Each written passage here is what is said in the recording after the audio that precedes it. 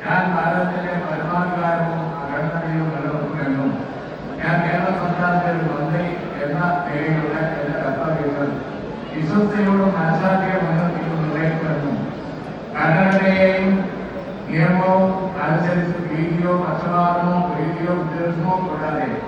എല്ലാ തരത്തിലുള്ള ജനങ്ങൾക്കും നീതി ചെയ്യുമെന്നും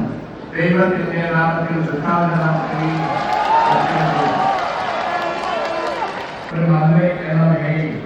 എന്റെ പരിഗണനയെ കൊണ്ടുവരുന്നതോ എന്റെ അറിവിൽ വരുന്നതോ ആയ ഏതെങ്കിലും വിഷയവും അങ്ങനെയുള്ള മന്ത്രി എന്ന നിലയിലുള്ള